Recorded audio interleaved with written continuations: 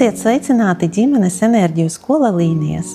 Mani sauc Ludmila Burda-Šalājeva, un šodien es pastāstīšu, ko mums gatavo zvaigznes augustā. Bet lūdzu ņemt vērā, ka tā ir kopēja prognoze, un ka tā var atšķirties no jūsu individuālas kartes. Ja jūs vēlaties tuvāk iepazīties ar astroloģiju, vairāk izpētīt gan savu karti, gan savu tuvu cilvēku kartes, aicinu pievienoties manam astroloģijas kursam. Saule līdz 22. augustam būs lauvā, dos enerģiju un spēku ne tikai lauvām, bet visiem, jo Saule ir ļoti laba pozīcija lauvā. Tā var izpausties uz 100%, nest prieku, pašrealizāciju, drosmi, dzīvības enerģiju. Īsu brīdi līdz 5. datumam šeit atradīsies arī Venēra, planēta, kas saistīta ar jūtām, skaistumu un harmoniju. Savas jūtas var izpaust spilgti.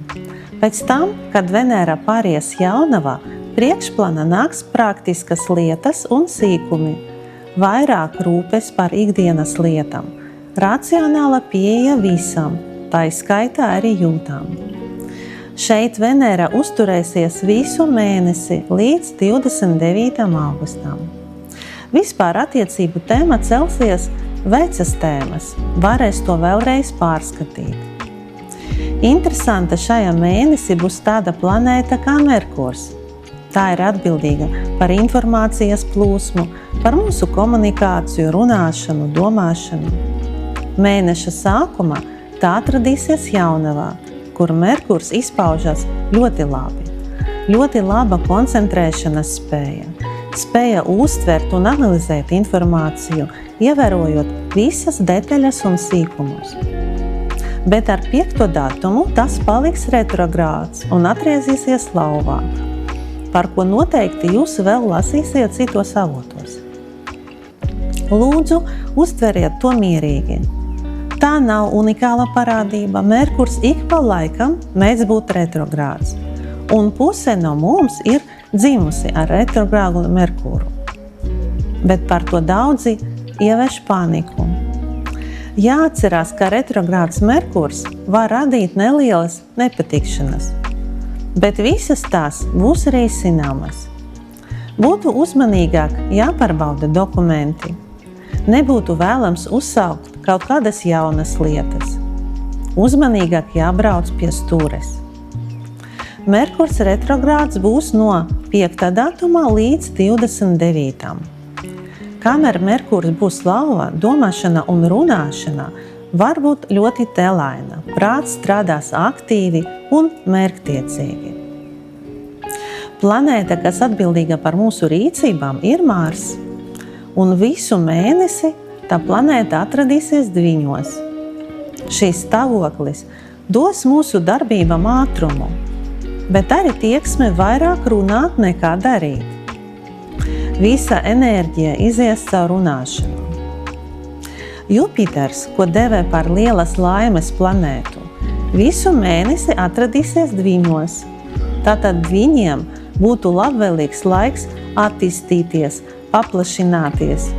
Šajā periodā Dviņi var sastapt kādu svarīgu cilvēku, kurš varētu palīdzēt izaugsmē. Planēta, kas saistīta ar mērķiem, ar mērķu sasniegšanu, vērtību sistēmu Saturns, visu mēnesi būs Zivīs. Tātad mērķi jāmēģina saskatīt un saprast intuitīvi, caur sapņiem un zīmēm. Melnais mēnesis varos. Šajā mēnesi var ienest domstarpības attiecības, nesaskaņas, konfliktus. Baltais mēnesis papildus atbalsts un gaisa plūsma atradīsies Dviņos. Tātad primāri tas skars šo zīmi, bet pārējiem var cerēt, ka īsta informācija nāks īstajā laikā. Urans, kas nes pārmaiņas un transformācijas, atradīsies Vērsi. Liks visiem iziet no komforta zonas un mainīt ierastas lietas. Un tagad paskatīsimies, ko zvaigznes gatavo katrai zīmei atsevišķi. Bet atgādinu, ka tā būs tikai kopējas pazīmes. Auniem pirms kaut ko lemt vajadzētu ieklausīties savā iekšējā balsī. Būs daudz enerģijas un spēka, lai izdarītu ļoti nopietnu soli un krasi mainīt savu dzīvi. Apstākļi būs tām labvēlīgi. Ļoti svarīgs mēnesis būs arī vēršiem, saistīts ar materiālu labklājību, parādu vai kredītu atmaksāšanu, kā arī būtu labi jāizanalizē un jāatsakās no liekiem pienākumiem darbā. Dviņiem mēnesis sāksies labvēlīgi, bet jau mēneša vidū var nokļūt kaut kāda divdomīga situācija un mēneša beigās būt pavisam grūtos apstākļos. Pastāv varbūtība saslimt vai gūt traumu. Esiet uzmanīgi. Vēžiem mēnesis izskatās plūstošs, intuitīvs, emocionāls. Labvēlīgs periods, lai veltītu laiku ģimenei, īpaši vecākiem pārstāvjiem. Var arī iziet kādus praktiskus kursus. Lauvas varēs sastapties ar risku. Mēneša vidu ir ļoti labvēlīgs enerģijas piepludums. Viss var izdoties. Mēneša beigās iespējamas nesaskaņas ar partneriem.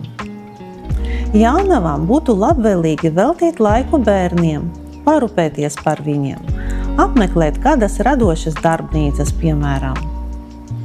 Mēneša beigās emocionāla nestabilitāte, tieksme uz depresīvu stāvokli. Visu mēnesi svariem būs aktuāla partneru attiecību tēma. Var celties vecie sakari. Situācija stabilizēsies tikai uz mēneša beigām. Skorpioniem mēnesis izskatās ļoti emocionāls.